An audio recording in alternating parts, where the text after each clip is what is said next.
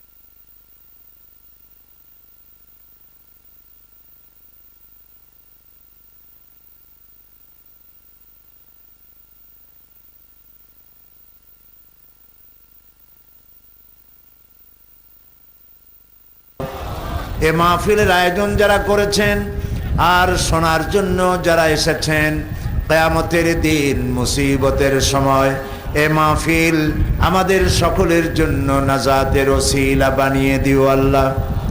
ইয়া রব করম তু अगर करे वो बात दे जुबां को जो दिल पर असर करे।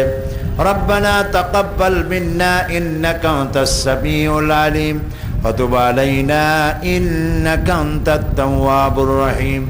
सुब्हान रब्बिका रब्बिल इज्जति अम्मा यसिफून व सलामुन अलल मुरसलीन अल्हम्दुलिल्लाहि रब्बिल आलामीन।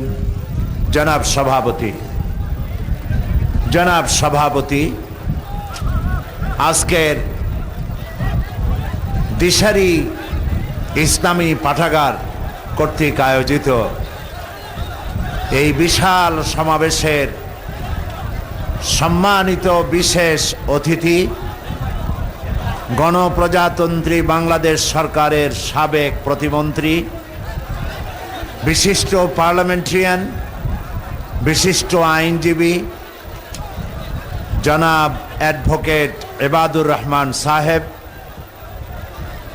মঞ্চে উপবিষ্ট মৌলভীবাজার জামাত ইসলামী বাংলাদেশের মৌলভীবাজার জেলা শাখার সম্মানিত আমির, 4 দলীয় ঐক্য জোটের সম্মানিত জেলা এবং থানা পর্যায়ের নেতৃবৃন্দ, উপস্থিত আমার প্রিয় সম্মানিত ভাইয়েরা, পর্দার আড়ালের মা এবং বোনেরা, আসসালামু আলাইকুম ওয়া রাহমাতুল্লাহ।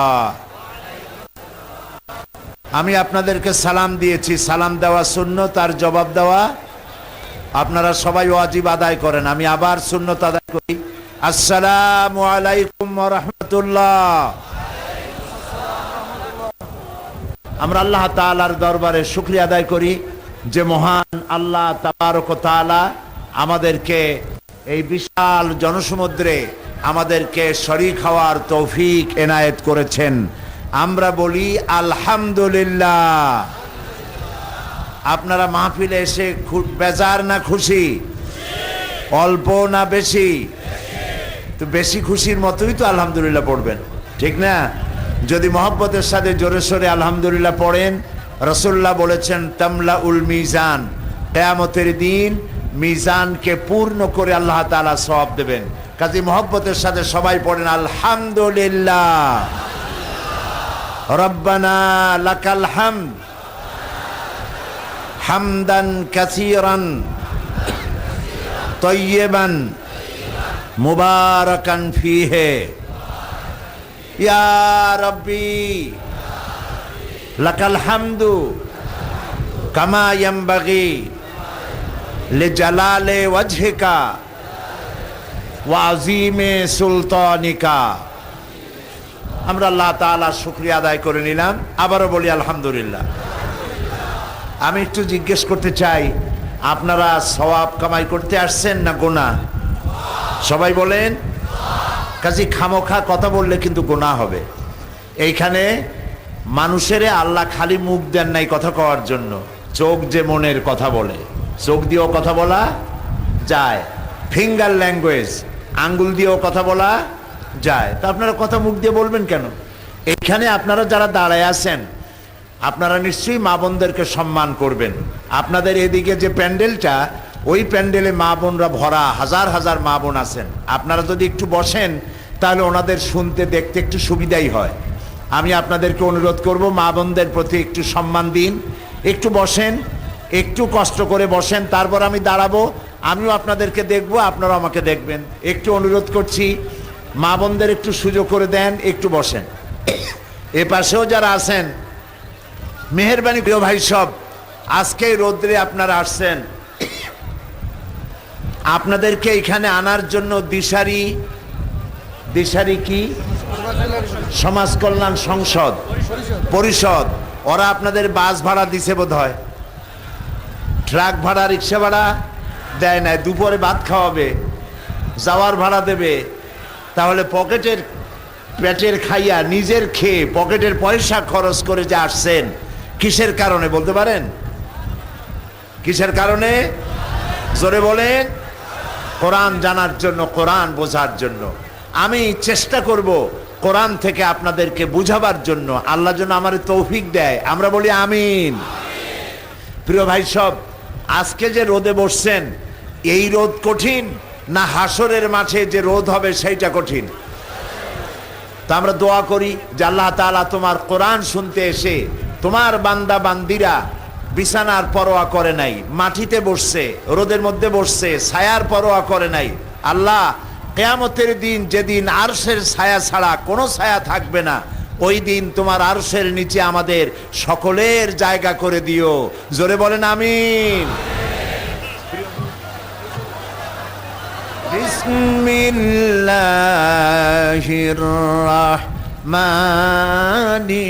রাহিম। ওয়াল আসরি ইন্নাল ইনসানা লাফি খুসর ইল্লাল্লাযীনা আমানু ওয়া আমিলুস সালিহাতি ওয়া তাওয়াসাউ বিল হাক্কি ওয়া তাওয়াসাউ বিস সাবর। সাদাকাল্লাহুল আযীম। কোরআনে কারিমে 114টা সূরা আছে, 6666টি আয়াত আছে, 540টি রুকু আছে। আর কোরআনের মধ্যে সর্বকনিষ্ঠ, সব থেকে ছোট্ট সূরার নাম সূরায়ে আসর। সূরায়ে আসর যদি আমি ব্যাখ্যা করি, 5 দিন ব্যাখ্যা করেছিলাম চট্টগ্রাম তাফসীরুল কোরআন মাহফিলে। এই 5 দিনে সূরায়ে আসরের তাফসীর শুনে 36 জন খ্রিস্টান হিন্দু জাগায় মুসলমান হয়ে গিয়েছিল। ইমাম শাফি রহমতুল্লাহ আলাইহির কথা আবারও বলি, তিনি বলেছেন এই সূরায়ে আসরটা যদি কেউ বোঝে আর আমল করে, তাহলে আল্লাহর জান্নাতে যাওয়ার জন্য সূরায়ে আসর যথেষ্ট। সুবহানাল্লাহ বলি। প্রিয় ভাই সব, আল্লাহ তাআলা বলছেন ওয়াল আসরি, অর্থাৎ আমি শপথ করি, আমি কসম করি। কিসের কসম করি? সময়ের কসম করি, ইতিহাসের কসম করি, জীবনের কসম করি। নিঃসন্দেহে মানুষের জীবন ব্যর্থ, বিফল। আল্লাহ কসম করতেছেন। তা আল্লাহ যখন কসম করতেছেন, বিষয়টা সহজ না কঠিন? কঠিন ব্যাপার। আল্লাহ কসম করতেছেন, তিনি বলছেন আমি জীবনের কসম করি, আমি সময়ের কসম করি, আমি হায়াতের কসম করি। এই 4টা কসম আল্লাহ করলেন। 4টি কসম করে আল্লাহ বলছেন মানুষের জীবন বিফল। আমাদের জীবন, আমাদের হায়াত কিন্তু বাড়ে না, প্রতি মুহূর্তে আমাদের হায়াত কি হচ্ছে বলেন তো? প্রতি মুহূর্তে কমে যাচ্ছে। এই জন্য এক দরবেশ তিনি স্বপ্নে দেখেছিলেন যে তাকে বাঘে তাড়াচ্ছে। বাঘের তাড়া খাইয়া তিনি গিয়ে উঠলেন এক গাছের উপরে ওঠার পর একটি ডাল ধরে ঝুলে পড়েছে। তাকিয়ে দেখে যে বাঘ এসে গাছের গোড়ায় দাঁড়িয়েছে, আর ওই ডালের নিচে বিরাট কুয়ার মধ্যে বড় এক অজগর হা করে আছে। হঠাৎ করে টের পেল যে ডালের গোড়া কিসে যেন কাটতেছে। তাকায় দেখে একটা সাদা ইঁদুর আর একটা কালা ইঁদুর ডালটা কেটে দিচ্ছে। এই স্বপ্ন দেখে তার ঘুম ভেঙে গেল। তিনি ঘুমের থেকে জেগে আল্লাহর এক অলির কাছে গিয়ে জিজ্ঞেস করলেন, হুজুর আমি তো এরকম একটা স্বপ্ন দেখলাম, এই স্বপ্নটা কি?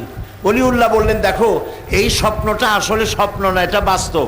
আর এটা তোমার একার না, এটা সারা দুনিয়ার মানুষের। বলে কি রকম? কয় তোমার পিছনে যে বাঘে তাড়াচ্ছিল ওই বাঘটা বাঘ নাও, বাঘ হলো হজরতে মালাকুল মউত আজরাইল। তুমি যে গাছে উঠে ঝুলে পড়েছিলে যে ডালে, ওই ডালটা তোমার হায়াত। আর যে নিচে অজগর হা করে আছে এইটা হলো তোমার কবর। আর যে সাদা ইঁদুর আর কালো ইঁদুর ডাল কাটতে ছিল এটা হলো দিন আর রাত। দিন আর রাত প্রতি মুহূর্তে তোমার হায়াতের রশি কেটে দিতেছে। এরপরে লোকটি মাথায় ঠান্ডা ঠান্ডা অনুভব করলো, তাকিয়ে দেখলো যে উপরে মৌচাক ছিল, তার থেকে মধু পড়তেছে, মধু চাটতে চাটতে ঘুম হয়ে গেল। বললো, এই যে তুমি মৌতের ভয় ভুলে গেলা, ডাল কাটা ভয় ভুলে গেলা, বাঘের ভয় ভুলে গেলে, মধু চাটতে চাটতে, এই জিনিসটা কি জানো? বলে না জানি না। বলে এইটা হলো তোমার স্ত্রী, এটা তোমার সম্পদ, এটা তোমার ক্ষমতা, এটা তোমার মাল, এটা তোমার জমি জমা ইত্যাদির মহব্বতে তুমি যে মরবা এই জিনিসটা তুমি ভুলে গেছো।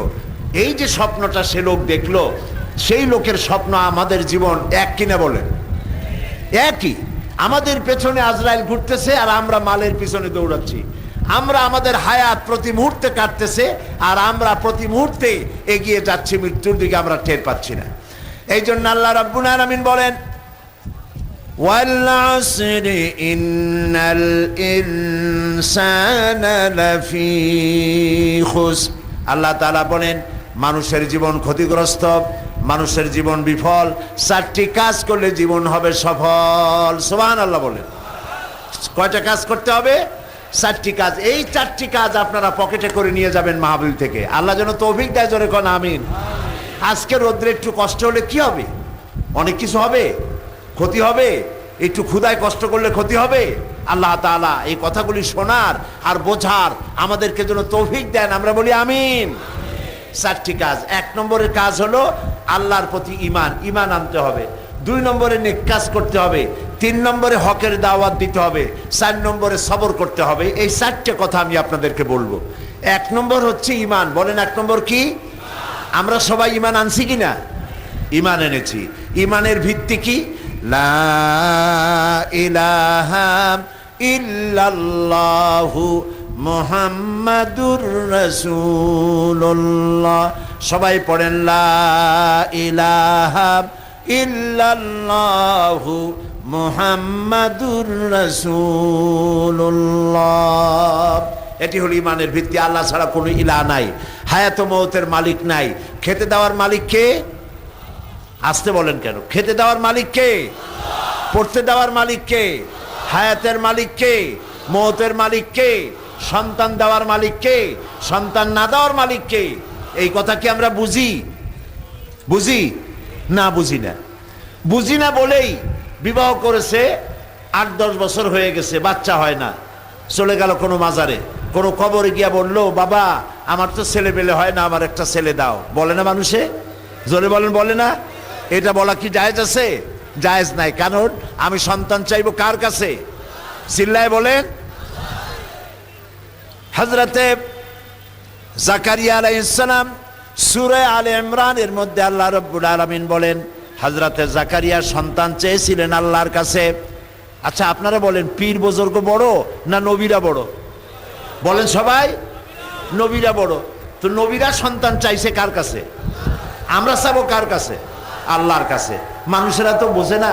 সেই জন্য আমি দেখেছি এই যে বাইজিদ বোস্তামি রহমতুল্লাহ আলাইহির এক কবর আছে চট্টগ্রামে, সেইখানে গিয়ে দেখলাম মানুষেরা, মুসলমানেরা, দাড়িওয়ালা টুপিওয়ালা মুসলমান গিয়া কসমের কদমবুসি করে। ওই যে পুকুর আছে, পুকুরের মধ্যে আছে বড় বড় কসম, কসমগুলোর কদমবুসি করতেছে মুসলমানে। বলেন নাউজুবিল্লাহ। তারপর একটা গাছ দেখলাম, গাছে অনেকগুলো, দূরের থেকে মনে করলাম ফল, কাছে গিয়ে দেখি ফল না, ইট আর পাথর ঝুলাই রাখছে। আমি জিজ্ঞেস করলাম যে ইট পাথর ঝুলানো কেন? তো লোকেরা বললো এটা করছে মেয়ে লোকেরা, যাদের বাচ্চা হয় না, ইট আর পাথর ঝুলাই রাখছে। বললো তাতে লাভ কি?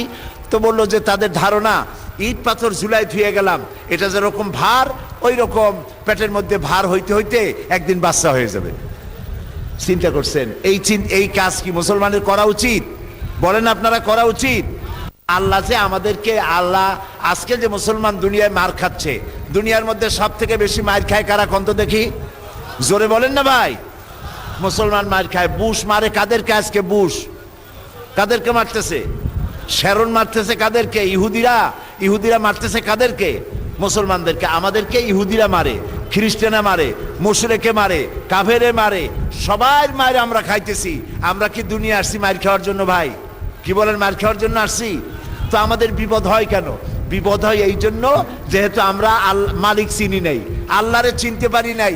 আল্লাহরে শুধু বলি আল্লাহ একজন আছে, কিন্তু তার শক্তি সহকারে তাকে বিশ্বাস আমরা পরিপূর্ণভাবে করতে পারি নাই। দেখেন এই কোরআনের মধ্যে হযরতে জাকারিয়া আলাইহিস সালাম, আল্লাহ তাআলা বলছেন সন্তান কামনা করছে আল্লাহর কাছে। কার কাছে চাইছে? আল্লাহ রাব্বুল আলামিনের কাছে সন্তান কামনা করলেন। হযরতে জাকারিয়া নামাজের ভিতরে ওহী নাজিল হয়ে গেল।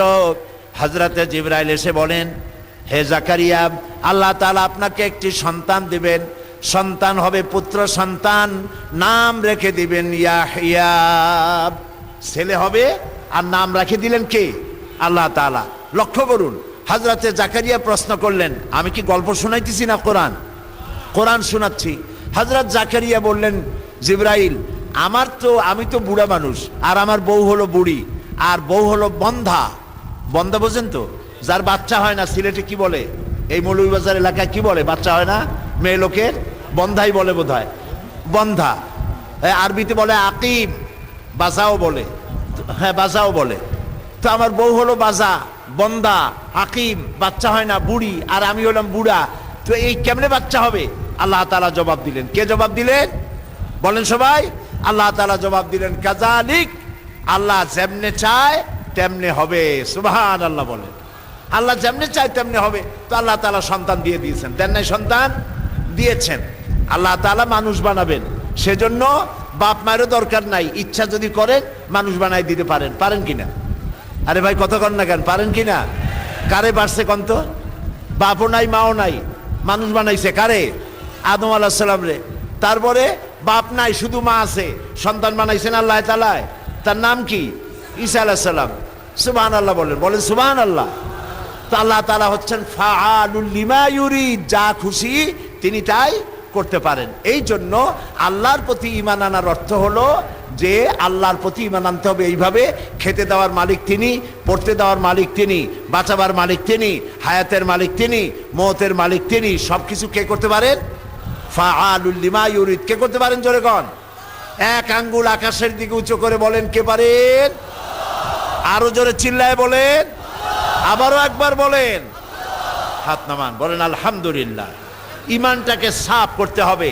আমার ভালো, আমার মন্দ, খাইরিহি ওয়া শাররিহি মিনাল্লাহি তাআলা। আমার ভালো মন্দ কে করতে পারে? আল্লাহ রাব্বুল আলামিন। এই কথাগুলিকে বোঝাবার জন্য বিশ্বনবী মুহাম্মদুর রাসূলুল্লাহ, সবাই বলেন সাল্লাল্লাহু আলাইহি সাল্লাম, তারে আল্লাহ পাঠায় দিয়েছিলেন। তিনি দুনিয়ার মানুষের কাছে এসে বলেছিলেন, ইয়া আইয়ুহান নাস কুলু লা ইলাহা ইল্লাল্লাহ তুফলিহু। হে মানব সকল, যদি বাঁচতে চাও, যদি মুক্তি পেতে চাও, তাহলে তোমরা পড়েন আমার সাথে, লা ইলাহা ইল্লাল্লাহু মুহাম্মাদুর রাসূলুল্লাহ। যদি বাঁচতে চাও, মুক্তি পেতে চাও, তাহলে পড়ো লা ইলাহা ইল্লাল্লাহ। কোনো ইলাহা নাই, আইনদাতা নাই, বিধানদাতা নাই, শাসনকর্তা নাই আল্লাহ ছাড়া। কে ছাড়া বলেন? আল্লাহ ছাড়া, তিনি ছাড়া কেউ নাই। এই কথা তিনি বললেন। নবী করিম সাল্লাল্লাহু আলাইহি ওয়াসাল্লাম পৃথিবীতে এমন, আল্লাহ তাআলা এমন করে তাকে পাঠালেন, তাকে সব থেকে বড় মর্যাদা দিলেন। তার থেকে আমরা যার উম্মত, আমাদের তো মার খাওয়ার কথা না। এত বড় নবী, এত বড় ব্যক্তিত্ব আকাশের নিচে জমিনের উপরে আর নাই। সুবহানাল্লাহ বলেন। এই কোরআন শরীফে আল্লাহ সব নবীদের নাম ধরে ধরে ডেকেছেন, কিন্তু আমরা যার উম্মত, সেই নবীর নাম আল্লাহ কোরআন শরীফে কোথায় নাম ধরে ডাকেন নাই। এখানে ইয়া আদম, ইয়া ইব্রাহিম, ইয়া ঈসা, ইয়া মুসা, এইভাবে নাম ধরে ডেকেছেন, কিন্তু ইয়া মুহাম্মদ আল্লাহ বলেন নাই। সুবহানাল্লাহ বলবেন না? বরং আল্লাহ তাআলা বলেছেন, আল্লাহ তাআলা বলেন, তোমরা যেমন পরস্পরকে নাম ধরে ডাকাডাকি করো, এইভাবে আমার নবীকে নাম ধরে ডাকবা না। আল্লাহ নিষেধ করেছেন, ইয়া মুহাম্মদ বলে ডাকা যাবে না। রসুলের নাম যখনই শুনবো তখন আমরা কি বলবো বলে? সাল্লাল্লাহু আলাইহি ওয়াসাল্লাম। আল্লাহ রসুল বলেছেন যে আমার উপরে যে একবার দরুদ শরীফ পড়বে আল্লাহ তাকে 10টি রহমত সঙ্গে সঙ্গে তার আমল নামায় নাজিল করে দিবেন। সুবহানাল্লাহ, 10টি রহমত দিবেন। আল্লাহর নবী, তাকে আল্লাহ তাআলা বিশ্ব নবী বানালেন, এত মর্যাদা দিলেন। নবীজি যদি কোনো ব্যাপারে যদি হা বলেন হালাল হয়ে যায় উম্মতের জন্যে, যদি না বলেন হারাম হয়ে যায়। যদি আঙ্গুল উঁচু করেন চাঁদ 2 টুকরা হয়ে যায়, যদি পা উঁচু করেন আল্লাহর আরশে চলে যান। সুবহানাল্লাহ, কত বড় মর্যাদা আল্লাহ তাকে দিয়েছেন। লেজিসলেটিভ পাওয়ার দিয়েছেন, তার মুখের কথা আইন। হা বললে হালাল, না বললে হারাম। সুবহানাল্লাহ বলতে ইচ্ছে করে না? কেমন নবীর উম্মত হলাম, কেমন নবীর উম্মত। বুশ তো আমাদের মারার কথা না, আর যে বুশ আমাদের মারতেছে ও আমারে মারবে কেমনে? যদি মুসলমান থাকতাম সে আমাকে মারতে পারতো না। এক সময় তো এমন ছিল, মাত্র 313 জন মুসলমান বদরে হাজারো কাফেরদের বিরুদ্ধে লড়াই করে জিতলো। মাত্র কিছু সংখ্যক মুসলমান হযরত ওমরের নেতৃত্বে অর্ধেকটা পৃথিবী মুসলমানদের পায়ের তলে আসলো। আর আজকে পৃথিবীতে 150 কোটি মুসলমান, 150 কোটি মুসলমান পৃথিবীতে বসবাস করছে, কিন্তু দাম নাই। দাম আছে মুসলমানদের? বলেন না দাম আছে? কবি বলতেছেন, शेर की सर पे बिल्ली खेल रही, कैसा है मुसलमान का बदनसीब। शेर की सर पे बिल्ली खेल रही, कैसा है मुसलमान का बदनसीब। शहादत की तमन्ना भूल गई, तस्बीह के दानों में जन्नत ढूंढ रही। शेर की सर पे बिल्ली खेल रही, সিংহের মাথার উপরে বিড়াল লাফায়। এটা কি স্বাভাবিক কথা বলেন আপনারা? সিংহ বাঘের মাথার উপরে বিড়াল লাফালাফি করে, এটা কি স্বাভাবিক? মোটেই স্বাভাবিক না। মুসলমান কা कैसा है মুসলমান কা বদনসিব। মুসলমানদের কি পোড়া কপাল, বাঘের মাথার উপরে সিংহ লাফায়, মুসলমানদের মাথায় বুশেরা লাফায়। এটা কি স্বাভাবিক কথা? শাহাদাত কি তামান্না ভুল গই, শাহাদাতের আকাঙ্ক্ষা ভুলে গেছে মুসলমানেরা। তসবিহ কে দানু মে জান্নাত ঢুঁড় রহি, তারা তসবির দানার মধ্যে জান্নাত তালাশ করতেছে। কিন্তু তসবির দানার মধ্যে তো জান্নাত ছিল না। জান্নাত ছিল কোথায়? রাসূলুল্লাহ বলছেন, আল জান্নাতু তাহাতা জিলালিস সায়ুব, জান্নাত হচ্ছে তরবারির ছায়াতলে। হযরত শাহজালাল রহমতুল্লাহ আলাইহি এসেছিলেন সিলেটে, হাতে কি ছিল কন্ত দেখি? হাতে একটা গজাল মাছ ছিল। কি ছিল চিল্লায় কোন? আছে না সে তরবারিটা? এখনো আছে না? খালি গজাল মাছ দেখতে যায়েন না, দেখেন ওই যে মোতাল্লির বাড়িতে ওই তরবারিটা আজও আছে। যেই ভালো হইতে হবে, আমাদের কপাল পুড়ছে, আমাদের কপাল কি হয়ে গেছে? পুড়ে গেছে। এই পোড়া কপাল কি জোড়া লাগাইতে চান আপনারা? কারা কারা চান পোড়া কপাল জোড়া লাগাইতে? দেখি হাত তুলে রাখেন, হাত তুলে রাখেন। আল্লাহ দেখুক, হাত নামান। বাস বাস বাস, ওই বাবা বাস বাস বাস বাস বাস, আলহামদুলিল্লাহ। আমি বুঝলাম। আরে বাবা থামেন থামেন, আমরা বুঝছি যে আমরা পোড়া কপাল জোড়া লাগাইতে চাই। এখন জোড়া লাগাবেন কি দিয়া? সুপার গ্লু দিয়া? কি দিয়া লাগাবেন? এই পোড়া কপাল জোড়া লাগাবার এইটা জিনিস, বলেন তো নাম কি? এইটা দিয়া জোড়া লাগানো ছাড়া কোনো পথ নাই। বর্তমান পৃথিবীতে সব মুশরিক, খুব ভালো করে শোনেন, মুশরিক, কাফের, নাস্তিক, মোরতাদ, ইহুদি, নাসারা গোষ্ঠী সুদ্ধা এক হয়ে গেছে, আর আমরা একদিকে। এখন আল্লাহর রহমত যে পাবো, আমার পক্ষে কেউ নাই। আমাদের পক্ষে কেউ আছে? এই যে বুশ বেটা ইরাকে খাইয়া শেষ করলো। ইরাকের বললো কি যে ওখানে নাকি পারমাণবিক অস্ত্র আছে, বলছিল না? পারমাণবিক অস্ত্র তালাশ করতে গেল। হ্যান্স ব্লিক্স বললো যে এখানে অস্ত্র নাই। পরে একটা ধমক দিয়া করলো অস্ত্র নাই কেন, থাকতে হবে। তারপরে একটা স্বাধীন দেশ ভাঙ্গে সুরিয়া মাইরে টেরিয়া শেষ করে দিল। এরপরে অস্ত্র কোথাও পাইলো না। তারপরে কয়েক মাস পর পাইলো সাদ্দামেরে পাইয়া ওর মুখের মধ্যে টর্চ মারে দেখছে যে ওখানেও পারমাণবিক অস্ত্র আছে কিনা কি। তারপর মাথার চুল উকুন তালাশ করে, যেমন মেয়ে লোকেরা, ওইভাবে মাথার চুলগুলো তালাশ করছে পারমাণবিক অস্ত্র পাওয়া যায় কিনা। পাইছে অস্ত্র? পাইছে? পায় নাই। কিন্তু আমার দুঃখ, এই ইরাকের আশেপাশে কত মুসলমান দেশ আছে না, একটা পুরুষ মানুষ নাই যে বলতে পারে বেটা বুশের বাচ্চা বুশ তুমি তো একটা স্বাধীন দেশ ধ্বংস করছো অস্ত্রের তালাশ করতে গিয়া, পাইলা না তো কিছুই। আল্লাহর রাস্তে মাফ করো, এখন তুমি ভাগো, তোমার দেশে তুমি যাও, আমাদের আর জ্বালাইও না। এই কথাটা বলার মতো হিম্মতলা একটা লোক নাই। কাজে আমাদের মার তো আমাদের খাইতেই হবে। ওনারে মারবে একজন, আমি ওনার ভাই, আমি বলতেছি আমার উঠানে দাঁড়ায় মারো, আমি জায়গা করে দিচ্ছি। আল্লাহর রহমত পাবো কেন? আল্লাহর রহমত পাওয়ার আমরা অযোগ্য হয়ে গেছি। সেই জন্য আমার বক্তব্য হচ্ছে, জীবনকে বাজি রেখে ইমানকে মজবুত করতে হবে। আর আল্লাহর উপর ইমান যদি মজবুত না হয়, আল্লাহর সাহায্য পাওয়া যাবে না। আমার মধ্যে আর একজন হিন্দু খ্রিস্টানের মধ্যে পার্থক্য থাকতে হবে নাকি থাকতে হবে না? আপনারা বলেন। একজন হিন্দু যা খায় আমি তা খাইতে পারি? আমি যা খাই সেটা হিন্দু খায় না। আমি যা বলতে পারি হিন্দু তা বলে না, হিন্দু যা বলে আমি তা বলতে পারি না। আমাদের দুইয়ের মধ্যে পার্থক্য আছে, আছে না? হিন্দুর সাথে আছে, খ্রিস্টানের সাথে আছে, বৌদ্ধের সাথে আছে, আমাদের মধ্যে পার্থক্য আছে। এই পার্থক্য ইমানের পার্থক্য। এমনি হিন্দু খ্রিস্টান বৌদ্ধ, তার গা যদি কাটা হয় রক্ত বেরোবে লাল, আমার আপনার গা কাটলে রক্ত বেরোবে সাদা, নাকি কি হবে? মানুষ হিসেবে আমরা সমান, কিন্তু বিশ্বাসের ভিত্তিতে গালভ অফ ডিফারেন্স, আকাশ আর জমিনের পার্থক্য। ওরা 33 কোটিতে বিশ্বাস করে, আমরা একে বিশ্বাস করি। সুবহানাল্লাহ বলবেন না? তার জন্য যেটা হালাল, আমার জন্য সেটা হারাম। সেই জন্য এই পার্থক্য হলো ইমানের পার্থক্য। এমনি মানুষ হিসাবে আমরা সবাই সমান, আলহামদুলিল্লাহ বলে। তা আমরা সবাই সমান, কিন্তু সেই সমানও আজ বিভ্রান্তি ছড়ানো হচ্ছে, সে কথা পরে আসি। বলতেছিলাম যে আমরা হচ্ছে এমন এক নবীর উম্মত যে তিনি এমন শক্তিশালী ছিলেন, তার দোয়া আল্লাহ তাআলা কবুল করেন। মুখ দিয়ে বলা লাগে না, মনে মনে দোয়া করলেও আল্লাহ কবুল করে। সুবহানাল্লাহ বলেন। প্রিয় ভাই সব, নবীজি মক্কা থেকে মদিনা শরীফ চলে গিয়েছিলেন, নামাজ পড়তেছিলেন বাইতুল মুকাদ্দাসের দিকে ফিরে, কিন্তু মন বলতেছিল যদি আল্লাহ তাআলা আমাকে মক্কার দিকে ফিরে নামাজ পড়তে বলতেন তাহলে বড্ড খুশি হতাম।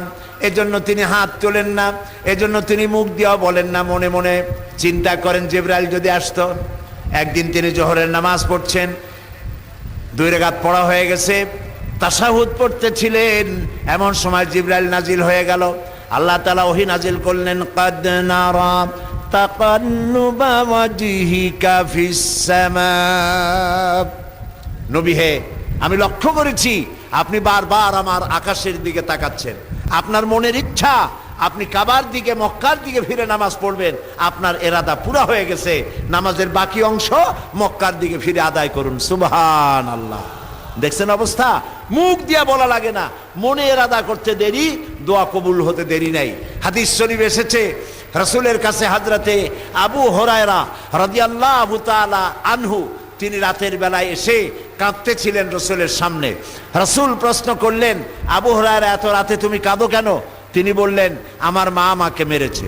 তো মা তোমাকে মারলো কেন? তুমি কি কোনো বেয়াদবি করছো? না, বেয়াদবি করি নাই। তো মারলো কেন? হযরত আবু হুরায়রা বলেন, ইয়া রাসূলুল্লাহ, আপনার দরবার থেকে ফিরতে বাড়িতে দেরি হয়েছিল, আমার মা আমাকে জিজ্ঞেস করলো এত রাত কোথায় ছিলি? আমি আপনার নাম বললাম। আমার মা কাফের, মুশরিকা, মুসলমান হয় নাই। আপনার নাম শুনে আমার মায়ের গায়ে আগুন জ্বলে গেল। আমার মা আমাকে মারা শুরু করে দিল আর বলল, হয় আমার বাড়ি ছাড়বি আর না হয় মুহাম্মদ সাল্লাল্লাহু আলাইহি সাল্লামের বাড়ি ছাড়বি। আমি বললাম, মা তোমার হাতে যত শক্তি আছে সব শক্তি দিয়া তুমি আমারে পিটাও, মারো, আমি তোমার বাড়ি ছাড়তে পারি, কিন্তু আল্লাহর নবী মুহাম্মদুর রাসূলুল্লাহর কদম মোবারক ছাড়তে পারি না। আমার মা আমাকে গলায় ধাক্কা দিয়ে বের করে দিল। রাসূলুল্লাহ বললেন, তোমার মা তোমারে মারছে তাই তুমি আমার কাছে নালিশ করছো? কয় যে নালিশ না হুজুর। কি? হযরত আবু হুরায়রা বললেন, হুজুর আমি জানি আল্লাহ রাসূল যদি আল্লাহর কাছে হাত উঠায় আল্লাহ দোয়া কবুল করেন। আপনি শুধু একটু দোয়া করেন আল্লাহ যেন আমার মায়ের হেদায়েত করে দেয়। নবীজি হাত তুললেন, নবীজি বললেন, আল্লাহুম্মা ইহদি উম্মা আবি হুরায়রা, আয় আল্লাহ আবু হুরায়রার মাকে তুমি হেদায়েত নসিব করো। এই দোয়া তিনি করতেছিলেন। হযরতে আবু হুরায়রা রাসূলকে দোয়া করতে দেখে দৌড় দিলেন।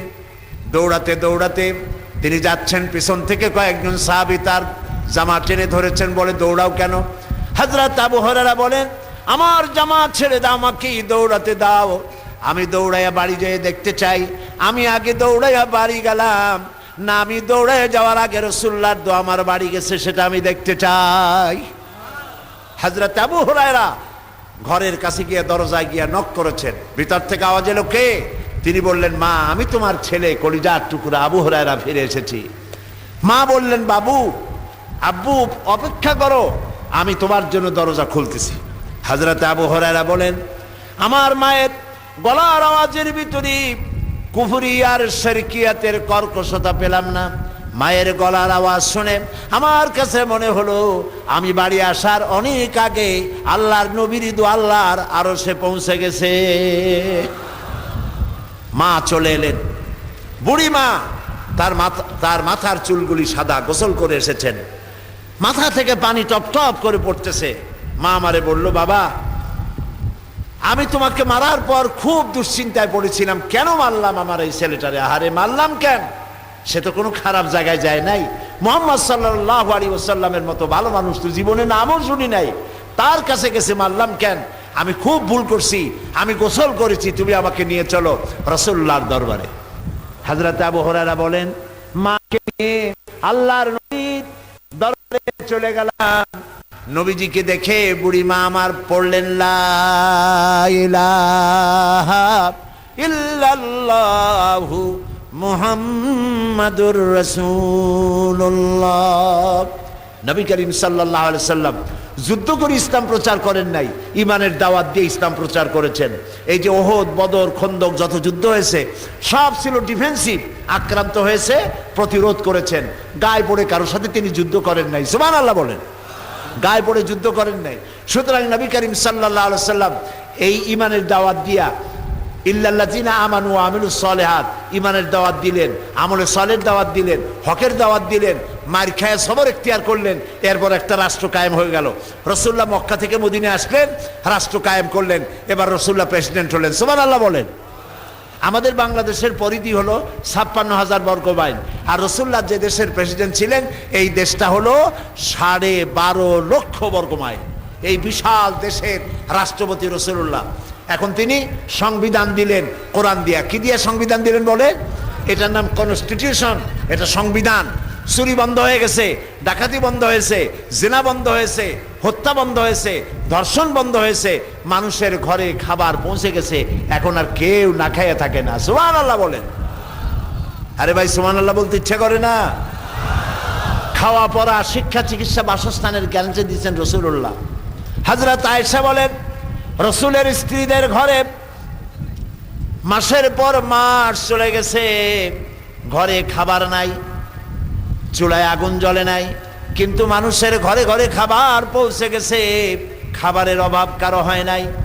বৃদ্ধরা ভাতা পেয়েছেন, বয়স্করা ভাতা পেয়েছেন, শিশুরা দুধের পয়সা পেয়েছে, মা পয়সা পেয়েছেন, ঘরের দরজা খুলে সুযোগ পেয়ে গেছে লোকেরা ঘুমাবার। আল্লাহ তাআলা বলছেন, ইসলামের যখন বিজয় আসবে, ইযা জা নাসরুল্লাহি ওয়াল ফাতহু ওয়া রাআইতান নাসা ইয়াদখুলুনা ফি দীনিল্লাহি আফওয়াজা, যখন দেখতে পাবে ইসলামের বিজয় এসেছে, তখন চতুর্দিক থেকে লোকেরা দলে দলে ইসলামে গ্রহণ করবে, ইসলামে প্রবেশ করবে। তাই হলো, চতুর্দিক থেকে মুসলমানরা আসতে লাগলো। রাসূলুল্লাহর ইন্তেকালের আগ মুহূর্তে দেখা গেল পুরা জাজিরাতুল আরবের মধ্যে আর কাফের ছিল না, সব পড়েছে। পড়েন আমার সাথে, লা ইলাহা ইল্লাল্লাহু মুহাম্মাদুর রাসূলুল্লাহ। তখন যারা ক্ষমতায় ছিলেন, ক্ষমতায় থেকে রাষ্ট্রের মাল তারা পেট ভরতেন না। এখন তো দেখা যায় দেশে দেশে যারা ক্ষমতায় যায় আখের গুছায়। যেমন দেখেন, এই যে টিয়ারের গম আসে, কাবিখার গম আসে, অবকাঠামো নির্মাণের জন্য টাকা আসে, সবগুলি টাকা যদি রাস্তায় খরচ করা হইতো, বিল্ডিংয়ে খরচ করা হইতো, পুল কালভার্টে খরচ করা হইতো, তাহলে স্বাধীনতার পর এই ৩২ বছরে বাংলাদেশে এমন কোন একটা রাস্তা থাকতো না যে রাস্তায় নতুন করে একটা ইট দেওয়া লাগে। এই কথা সত্য না মিথ্যা বলেন? এটা মিথ্যা না সত্য বলেন? তাহলে আজ দেখা যাচ্ছে মানুষের চরিত্র নাই, ওই ইমানের অভাব ঘটেছে। হযরত ওমর রাদিয়াল্লাহু তাআলা আনহু, মুসলিম খলিফা, রাষ্ট্রপ্রধান, প্রেসিডেন্ট, তিনি বলছেন যে আমার ক্ষমতার সময় যদি ফোরাতের কূলে একটি কুকুর ছানাও যদি না খেয়ে মারা যায়, আমি ওমরকে আল্লাহর দরবারে কিয়ামতে আসামি হতে হবে। সুবহানাল্লাহ বলেন। হযরত ওমর রাতের বেলায় সবাই ঘুমাচ্ছেন, হযরত ওমরের ঘুম নাই। তিনি ঘুম থেকে জেগে রাত্রির বেলায় ঘুরে ঘুরে বেড়াচ্ছেন কে কি অবস্থায় আছে। ঘুরতে ঘুরতে দেখেন একটা তাঁবুর মধ্যেই আলো জ্বলতেছে আর কান্নার আওয়াজ। আস্তে করে কাছে গেছেন, যে দেখেন একটা মেয়ে লোক কি জন্য রান্না করতেছে আর বাচ্চাগুলি পাশে বসে কান্দে। তিনি ভিতরে ঢুকে বললেন, আচ্ছা মহিলা, তুমি এত রাত করে রান্না করতেছো কেন? এই বাচ্চাগুলি ক্ষুধায় কাঁদতেছে, যদি তুমি সন্ধ্যা রাত্রে রাঁধতে তাহলে তার অসুবিধা হতো না। মেয়ে লোকটি বলছে, পথিক আমি তো তোমারই চিনি না, তুমি তো আমার এইভাবে শাসন করতে পারো না। এই যে বাচ্চা ছেলেপেলেগুলি আর আমরা মদিনার লোক না, পার্শ্ববর্তী দেশ থেকে আসছি মদিনা গভর্নমেন্টের কাছ থেকে সাহায্য নেওয়ার জন্য। ভিড়ের কারণে খলিফার কাছে যাইতে পারি নাই। আমার ছেলেগুলি 2-3 দিন না খাওয়া, আর এই যে হাড়ি, ওর মধ্যে কোনো গোশত না, পানি আর পাথর দিয়ে নাড়াচাড়া করতেছি যাতে বাচ্চারা বোঝে যে গোশত রান্না করতেছি। বলেছি যে একটু অপেক্ষা করো, রান্না হইলে খাইতে পারবা। কিন্তু বাচ্চাগুলি এত ক্ষুধার্ত, কোনো রকমেই তারা আমার কথা শুনতে চাচ্ছে না, কাঁদতেছে। হযরত ওমর বলেন, এটা শুনে আমার মনে হলো যে আমার পায়ের তলা থেকে মাটি খসে যাচ্ছে। হযরত ওমর বললেন, মা তুমি একটু অপেক্ষা করো, দেখি আমি তোমার কোনো উপকার করতে পারি কিনা। হযরত ওমর দৌড় দিলেন। ইতিহাস বলছি, গল্প না। হযরত ওমর বাড়িতে চলে গেলেন। বৃদ্ধ হযরত আসলামকে ডাকলেন, বললেন, আসলাম বস্তা নিয়ে আসো, বাইতুল মালের দরজা খোলো, বস্তার ভিতরে আটা ঢুকাও, পেঁয়াজ ঢুকাও, তরি তরকারি ঢুকাও। ঢুকাবার পরে বললেন, বস্তা বন্দি করে দাও। বস্তা বান্ধা হলো। হযরত ওমর বলেন, আসলাম রে, এবার এই বস্তাটা আমার মাথার উপরে উঠায়া দাও। হযরত আসলাম বলছেন, আমিরুল মুমিনিন, এই বস্তা বহন করার জন্য আমি খাদেম তো উপস্থিত আছি। হযরত ওমর বললেন, না, আজকের বোঝা আমার মাথায় উঠাও, কারণ কিয়ামতে তোমাকে আসামি বানানো হবে না। যে দৃশ্য আমি দেখে এসেছি কিয়ামতের দিন, এজন্য আল্লাহ আমাকে আসামি বানাবেন। আমার বোঝা আমার মাথায় উঠাও। আটার বস্তা মাথায় নিয়ে হযরত ওমর দৌড়তে লাগলেন। অর্ধেকটা পৃথিবীর প্রেসিডেন্ট হযরত ওমর আটার বস্তা মাথায় নিয়ে দৌড়াচ্ছেন। তাঁবুর কাছে গিয়ে বস্তা ফালালেন। বস্তা খুলে আটা বের করে বললেন, মা রুটি বানাও। নিজে তরকারি কুটলেন, রান্না হয়ে গেল। তিনি বললেন, বাচ্চাদের আমি খাওয়াই, তুমি তোমার মতো খাও। 2 বাচ্চা 2 উরুতে নিয়ে হযরত ওমর বাচ্চাদেরকে রুটি খাওয়াচ্ছেন। মহিলাটি লক্ষ্য করে দেখলেন হযরত ওমর রাদিয়াল্লাহু তাআলা আনহু বাচ্চাদের খাওয়াচ্ছেন, আর তার চোখ দিয়ে পানি পড়তেছে, দাড়ি ভিজে ভিজে পড়ছে। মহিলা বললেন, পথিক তুমি যে কে, আমি তো তোমার চিনি না, তবে আমার মনে হয় এই দেশের বাদশাহ ওমর না হইয়া তোমার মতো মানুষ যদি বাদশাহ হইতো তাহলে আমাদের কপাল বোধে আরো ভালো হইতো। হযরত ওমর এই রাতের বেলায় মহিলার কাছে নিজের পরিচয় দিয়ে বাহাবা নিতে চাইলেন না। তিনি বললেন, মা আগামীকাল তুমি খলিফার দরবারে যাবে, সেখানে তুমি আমাকে দেখতে পাবে, আমি সেখানে তোমাকে বেশি কিছু দিতে চেষ্টা করব। মহিলা পরের দিন হাঁটতে হাঁটতে চলে গেছে খলিফার দরবারে। যায় দেখে চেয়ারের উপরে যিনি বসা, রাতে যিনি আটার বস্তা মাথায় করে নিয়া রান্না করে বাচ্চাদের কোলে করে খাওয়াইছেন, তিনিই তো খলিফা। মেয়ে লোকটি থরথর করে কাঁপতেছিল। কাছে গিয়ে বলছে, আমিরুল মুমিনিন, আমি তো ভুল করেছি, আপনাকে কষ্ট দিছি, আল্লাহর রাস্তায় আমারে মাফ করে দেন। হযরত ওমর দাঁড়ায় গেলেন, বললেন, বুড়ি বললেন, মা আমার কাছে মাপ চাইও না, উল্টা বরং আমারে মাফ করো তুমি, কারণ তুমি বলার আগে আমি খোঁজ নিয়ে তোমার কাছে খাবার যে সময় মতো পৌঁছতে পারিনি, এই জন্য কিয়ামতের দিন তুমি আমাকে আল্লাহর দরবারে আসামি বানায়ো না। সুবহানাল্লাহ। এই ছিল ইসলামী রাষ্ট্র। সেই ইসলামী রাষ্ট্র কায়েম করে রাসূলুল্লাহ বিদায় হয়ে গিয়েছিলেন। চুরি, ডাকাতি, জেনা, ব্যভিচার, হত্যা, ধর্ষণ সব বন্ধ হয়ে গিয়ে সুন্দর এক পৃথিবী তৈরি করেছিলেন। সেই সমাজ, সেই ধরনের একটি সমাজ আমরা বাংলাদেশে কায়েম করতে পারি না, পারি না? বলেন পারি কি না?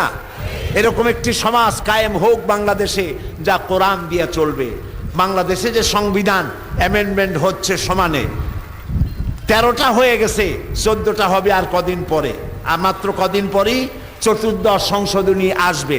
এইভাবে সংশোধন হতে থাকবে, কিন্তু কোরআন শরীফের কোনো সংশোধন করা বলেন লাগবে নাকি? লাগবে না। সুতরাং কোরআনের আইন দিয়ে দেশ পরিচালিত করার জন্য আমরা কি প্রস্তুত আছি? জোরে বলেন আছি? কোরআনের আইন দিয়ে যদি দেশ আমরা পরিচালিত করতে চাই, তাহলে আমাদের সকলকে আল্লাহর উপর ঈমানকে মজবুত করতে হবে, আমলে সালেহ করতে হবে, নেক কাজ করতে হবে, হকের দাওয়াত দিতে হবে, প্রত্যেকের কাছে হকের দাওয়াত দিতে হবে, নামাজের কথা বলতে হবে। আজ আমার দেশের লোকেরা ওয়াজ শোনে ঠিকই, কিন্তু নামাজ পড়ে না যারা, তাদের সংখ্যাই বেশি। কথা ঠিক কিনা বলেন? কথা ঠিক কিনা? 5 ওয়াক্ত নামাজ যদি কেউ ছেড়ে দেয়, নামাজ যে পড়ে না, তার তো ঈমান নষ্ট হয়ে গেল। রাসূলুল্লাহ বলেছেন লা দীনা লিমান লা সালাতা লাহু, যার কাছে নামাজ নাই তার কাছে দিন নাই, ঈমান নাই, চরিত্র নাই। রাসূলুল্লাহ বলেছেন মান তারাকা সালাতান মুতাআম্মিদান ফাকাদ কাফারা, ইচ্ছে করে যে নামাজ ছেড়ে দেবে সে কাফের হয়ে যাবে। বলেন নাউজুবিল্লাহ, জোরে বলেন নাউজুবিল্লাহ। কিয়ামতের দিন সর্বপ্রথম প্রশ্ন হবে নামাজের, নামাজ পড়েছো কিনা। নামাজ কবুল, সব নেক আমল কবুল। নামাজ কবুল হবে না, কোনোটাই কবুল হবে না। 5 ওয়াক্ত নামাজ জীবনে আর ছাড়বো না, এই ওয়াদা কি আমরা করতে পারি? পারবো ওয়াদা করতে?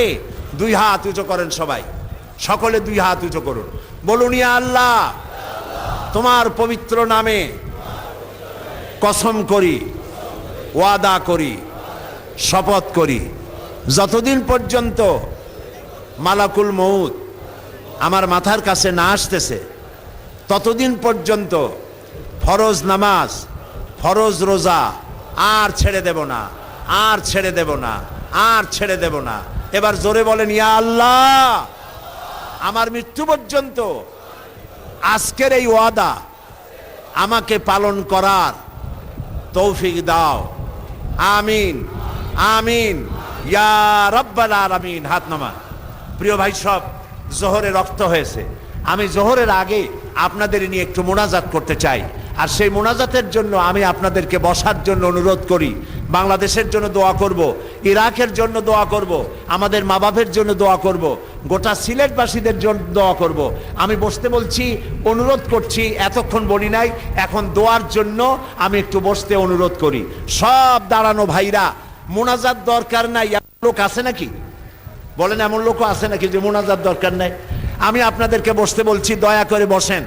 রাস্তায় যারা বসে আছেন গাছের ছায়ায়, রাস্তায় যারা বসে আছেন, দাঁড়িয়ে আছেন, আমি যদি তাদেরকে বলি যে মেহেরবানি করে আমাদের সাথে মিশে বসেন, একসাথে আল্লাহর কাছে হাত উঠাই, তাহলে আপনারা কি রাগ করবেন? যদি রাগ না করেন, যদি আমাদের প্রতি আপনাদের মহব্বত থাকে, তাহলে রাস্তায় যারা আছেন আমি তাদেরকে দাওয়াত দিচ্ছি, আমাদের সাথে এসে মিশে বসেন, আমরা একসাথে আল্লাহর কাছে হাত উঠাই, একসাথে আল্লাহর কাছে হাত উঠাইয়া আমাদের মরা মা বাপের জন্য দোয়া করি, আমাদের ছেলেমেয়েরা যারা পরীক্ষা দিচ্ছে তাদের জন্য দোয়া করি, বাংলাদেশের জন্য দোয়া করি, ইরাকের জন্য দোয়া করি। আমি আপনাদেরকে দাওয়াত দিচ্ছি, যারা রাস্তায় দাঁড়ায় আছেন, যারা রাস্তায় বসে আছেন, মেহেরবানি করে আমাদের সাথে মিশে বসুন। আল্লাহ তাআলা আপনাদেরকে আসার আর বসার তৌফিক দান করুন। কেউ দাঁড়িয়ে থাকবেন না ভাই, আর দাঁড়ানো যাবে না। আমি মোনাজাতের কথা বলছি, মোনাজাত করব, সবাইকে বসতে বলছি, আমরা আল্লাহর কাছে দোয়া করব, সবাই মিলে দোয়া করব। ভাইরা একটু তাড়াতাড়ি আসেন, দূরে দূরে যারা আছেন আমাদের কাছে এসে বসেন, আর একটু জোরে সোরে জিকির করেন, লা ইলাহা ইল্লাল্লাহ, লা ইলাহা।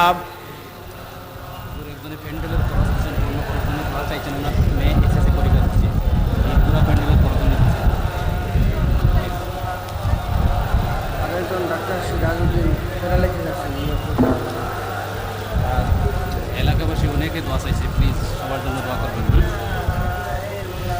খাস করে আমি গুনাহগারের জন্য। জি, মজিলউদ্দিন। প্রিয় ভাই সব, মা বোনেরা বহু কষ্ট করে এসেছেন, আমি আপনাদের নিয়ে দোয়া করব। রাসূলুল্লাহ বলেছেন, আল মারআতু ইজা সাল্লাত খামসাহা ওয়া সামাত শাহরাহা ওয়া আহসানাত ফারজাহা ওয়া আতাআত বালাহা। রাসূলুল্লাহ বলেছেন, মেয়ে লোকেরা 4টি কাজ করবে। বলেন কয়টা কাজ? 4টি কাজ। মা বোনেরা শোনেন, একটা হলো আপনি 5 ওয়াক্ত নামাজ সঠিকভাবে আদায় করবেন, রমজান মোবারকের রোজা রাখবেন, আপনার সতীত্বের হেফাজত করবেন, স্বামীর আনুগত্য করে চলবেন। এই 4টি কাজ যে নারী করবে, আল্লাহ তাআলা, রাসূল বলেছেন, কিয়ামতের দিন আল্লাহর জান্নাতের যেই দরজা দিয়া খুশি, সেই দরজা দিয়া ওই মেয়ে লোকটা বেহেশতে চলে যাবে। সুবহানাল্লাহ। এই কাজগুলি আপনারা করবেন, সন্তানদেরকে দ্বীনের উপরে রাখবেন। প্রিয় ভাই সব, বর্তমান সময় কাদিয়ানি একটা মহা সমস্যা আমাদের জন্য। কাদিয়ানিরা একটা মহা সমস্যা। কাদিয়ানিরা কি বলেন তো? কাফের। কাদিয়ানিরা কি? কাফের। বাংলাদেশের বাইরে পৃথিবীর 40টি মুসলিম দেশ তাদেরকে রাষ্ট্রীয়ভাবে কাফের ঘোষণা করেছে। আমাদের দেশেও কাফের ঘোষণার জন্য আলেম ওলামারা মিছিল মিটিং করতেছে, কিন্তু কোনো সরকার এতে কান দেয় নাই যে ওরা কাফের, এটা রাষ্ট্রীয়ভাবে ঘোষণা দিতে হবে। বর্তমান জোট সরকার তারা এই কাদিয়ানীদের বইপত্র ছাপানো বিক্রি করা নিষিদ্ধ ঘোষণা করে এই আন্দোলনের অর্ধেক দাবি পুরো করিয়া বাংলাদেশের 14 কোটি মুসলমানদের কলিজায় ঠান্ডা করে দিয়েছে, আমাদেরকে শান্ত করেছে। এজন্য সরকারকে আমরা অভিনন্দন জানাই। আলহামদুলিল্লাহ বলেন, সবাই বলেন আলহামদুলিল্লাহ। প্রিয় ভাই সব, আমরা এতে পুরা খুশি হই নাই। পুরা খুশি হব সেই দিন যেদিন রাষ্ট্রীয়ভাবে তাদেরকে নন মুসলিম বলা হবে। তবে বিরোধী দলীয় নেত্রী এই সরকার যেটাকে তাদের বইপত্র ছাপানো নিষেধ করেছে এইটার প্রতিবাদ করেছে, তিনি এইটার পক্ষ সমর্থন করেছেন, অর্থাৎ কাদিয়ানীদের পক্ষ অবলম্বন করেছেন। বিরোধী দলীয় নেত্রী কাদিয়ানীদের পক্ষ অবলম্বন করে বাংলাদেশের 14 কোটি মুসলমানের কলিজায় আঘাত এনেছেন, ঠিক কিনা বলেন? আল্লাহ তারে হেদায়েত করুক, আমরা বলি আমিন। আল্লাহ তারে হেদায়েত করুক, আমরা বলি আমিন। প্রিয় ভাই সব, সেই জন্য কাদিয়ানীরা কি এবং কত ক্ষতিকর তা বোঝার জন্য আমি 22শে জানুয়ারি বক্তব্য রেখেছিলাম পল্টনে কাদিয়ানীদের উপরে। আমার বক্তৃতাই একটা বই হয়ে গেছে। কাদিয়ানীরা কেন কাফের, কাদিয়ানীরা কেন মুসলমান নয়, এইটা আমাদের লোকেরা, মুসলমানেরা অনেকেই জানে না। অনেক এমপি মন্ত্রীরা আমাকে বলেছে যে 20, 22, 70, 72টা ফেরকা নিয়ে যদি ইসলাম চলতে পারে তাহলে একটা কাদিয়ানী নিয়ে চলতে অসুবিধা কি? কাদিয়ানী যে কাফের এটা তারা জানে না। সেই জন্য আমার বক্তৃতাটা একটা পুরো বই হয়েছে, কাদিয়ানীরা কেন মুসলমান নয়। এই বইটি নিয়ে তাকওয়া পাবলিকেশনস ঢাকা থেকে এসেছে তারা, ওইখানে আপনারা এই বইটা পাবেন।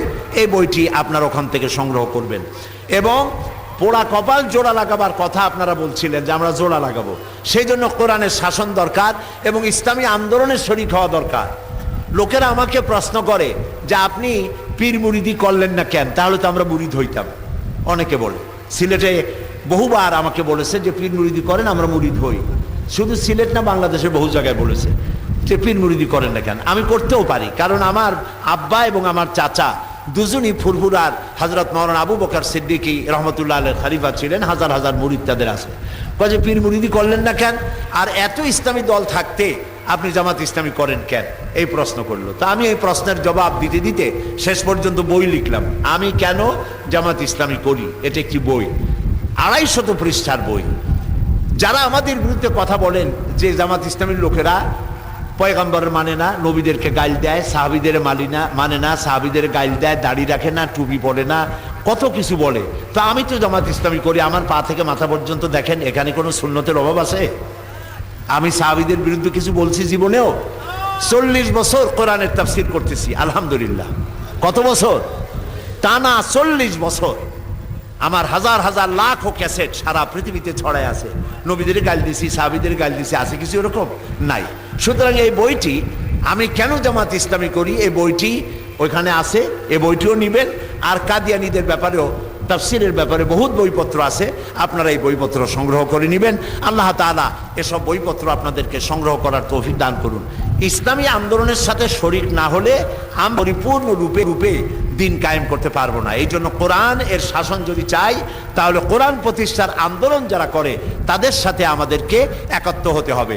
আল্লাহ যেন সেই তৌফিক আমাদেরকে দান করেন, আমরা বলি আমিন, সবাই বলি আমিন। প্রিয় ভাই সব, আমার তো সময় কম, অনেক কাজ করতে হয়। শোল গজাল তো একসাথে ধরা যায় না, দুইটা ধরতে গেলে একটাও ধরা যায় না। একদিকে পার্লামেন্ট, একদিকে আমার প্রিয় সংগঠন, আর একদিকে আমার নির্বাচনী এলাকা, আর একদিকে ওয়াজ মাহফিল, তাফসীর মাহফিল, সব মিলাইতে পারি না। সেই জন্য মাহফিল কিছু কমাই দিতে হয়েছে। এখন কমাই দিয়েছি বলে সব জায়গায় যাইতে পারি না। নিতে হলে হেলিকপ্টারে নিতে হয়, প্লেনে আনতে হয়, খরচ বেড়ে যায়। তো হেলিকপ্টারে আনতে গিয়ে অনেক খরচ হয়েছে। এই খরচ দিয়েছেন লন্ডনের প্রবাসী এক ভাই, আপনাদের এলাকায় বাড়ি, জনাব মুজির মিয়া সাহেব, মজিরুদ্দিন সাহেব, তিনি এটা খরচ বহন করেছেন। আপনারা দোয়া করেন আল্লাহ তাআলা যেন তার রুজিতে বরকত দান করেন।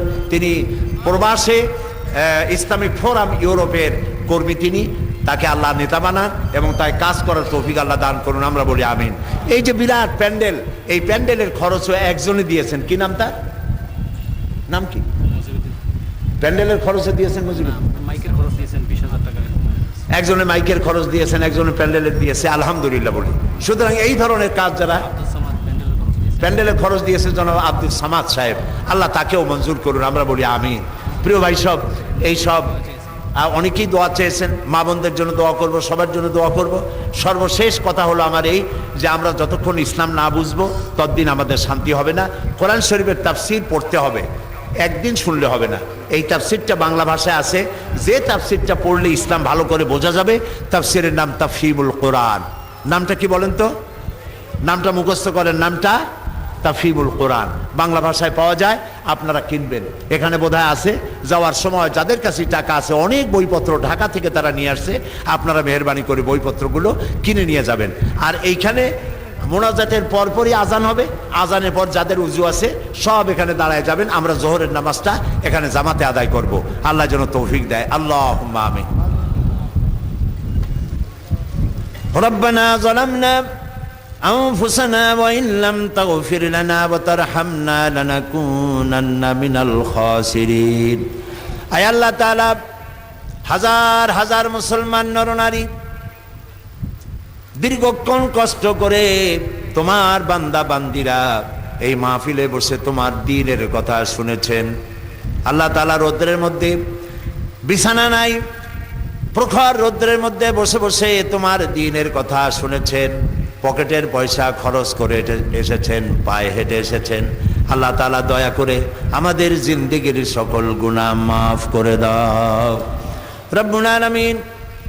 আমাদের মধ্য থেকে আমাদের মা বাপ যদি দুনিয়া থেকে বিদায় হয়ে গেছে, আমাদের মা বাপের কবরগুলিকে জান্নাতের টুকরা বানায়া দাও। রব্বির হামহুমা কামা রব্বায়ানি সগীরা। সবাই পড়েন রব্বির হামহুমা কামা রব্বায়ানি সগীরা। আল্লাহ তাআলা আমাদের দাদা দাদি নানা নানি আত্মীয় স্বজন যার যা মারা গেছে প্রত্যেকের রুহের পরে আল্লাহ তুমি সওয়াব পৌঁছায় দাও রব্বুল আলামিন। মা বোনেরা বহু কষ্ট করে দূর দারাজ থেকে এসেছেন, মা বোনদের জিন্দেগির সকল গুনাহ মাফ করে দাও রব্বুল আলামিন। মা বোনদের অসুখ বিসুখ মাফ করে দাও, নিঃসন্তানীকে সন্তান দান করে দাও। মা বোনদের এমন জীবন যাপনের তৌফিক দাও যাতে করে হযরত আয়েশা হযরত খাদিজার সঙ্গে হাসর নসিব হয়ে যায়। আল্লাহ তাআলা, এখানে বহু যুবকেরা এসেছেন। আল্লাহ তাআলা, যৌবনকালে গুনাহ করা খুবই স্বাভাবিক, আমরা তাদের মুরব্বী হিসেবে আমরা দোয়া করি। যত যুবক এখানে এসেছে আল্লাহ সব যুবকদের গুনাহ আল্লাহ তুমি দয়া করে মাফ করে দাও। আল্লাহ তাআলা যুবকদেরকে ইসলামী আন্দোলনের, কোরআনের শাসন প্রতিষ্ঠার আন্দোলনে শরীক হওয়ার তৌফিক দিয়ে দাও রব্বুল আলামিন। আয় আল্লাহ তাআলা, এই মাহফিলে যারা খরচ দিয়েছেন, টাকা পয়সা খরচ করেছে, আল্লাহ তাআলা তুমি দয়া করে তাদের প্রতি তাদের কামাই রুজিতে বরকত দান করে দাও। আল্লাহ তাআলা তুমি তাকায় দেখো, তুমি আরশে আজিম থেকে তাকায় দেখো তোমার বান্দা বান্দিরা কিভাবে বসছে আসামির মতো। আল্লাহ তাআলা দুনিয়ার কোনো স্বার্থ নিয়ে বসে নাই, শুধু তোমাকে পাওয়ার আশায় বসছে। আল্লাহ তাআলা, এই মাহফিল থেকে গুনাহ নিয়ে কেউ যেন বাড়ি না যায়, সবাইরে তুমি মাফ করে দাও আল্লাহ। প্রত্যেকের রুজিতে তুমি বরকত দিয়ে দাও আল্লাহ তাআলা। সিলেটের লোকেরা, বৃহত্তর সিলেটের লোকেরা, মৌলভীবাজার, হবিগঞ্জ, সুনামগঞ্জ, বৃহত্তর সিলেটের লোকেরা বেশিরভাগ বিদেশে থাকে। যারা বিদেশে আছেন আল্লাহ তাদেরকে সুস্থ রাখো, ভালো রাখো আল্লাহ তাআলা, তাদেরকে ঈমানের সাথে রাখো রব্বুল আলামিন। আমাদের প্রিয় জন্মভূমি বাংলাদেশের উপরে তোমার রহমত নাজিল করো। যারা এই দেশটাকে ক্রমান্বয়ে নৈরাজ্যের দিকে ঠেলে দিতে চায়, যারা প্রত্যেক দিন মারামারি করে, হরতাল দিয়া নানান রকমের অশান্তি সৃষ্টি করে দেশটাকে অশান্তির দিকে ঠেলে দিতে চায়, আল্লাহ তাআলা তুমি তাদের হাত থেকে দেশটাকে রক্ষা করো আল্লাহ তাআলা। তুমি আমাদের ইরাককে, আল্লাহ তাআলা আমেরিকার জুলুম থেকে ইরাককে তুমি হেফাজত করো, কাশ্মীরকে মুক্ত করো, প্যালেস্টাইনকে ইহুদি মুক্ত করে দাও আল্লাহ তাআলা। যিনি প্যান্ডেলের টাকা দিয়েছিলেন তার চাচি ইন্তেকাল করেছেন, আল্লাহ তাআলা তুমি তাকে জান্নাত নসিব করে দাও রব্বুল আলামিন। এই মাহফিলে আমরা যারা হাত তুলেছি, আমি জানি না কার মনে কি দুঃখ আছে, ব্যথা আছে, সকলের দুঃখ ব্যথা আল্লাহ তুমি দূর করে দাও। কয়েক সেকেন্ড আমি আপনাদের জন্য ছেড়ে দিলাম। মাথা নিচু করে চক্ষু বন্ধ করে বসেন, মাথা নিচু করুন, চক্ষু বন্ধ করুন এবং যার যার মনের কথা আল্লাহরে বলেন, দোয়া কবুল হবে ইনশাআল্লাহ।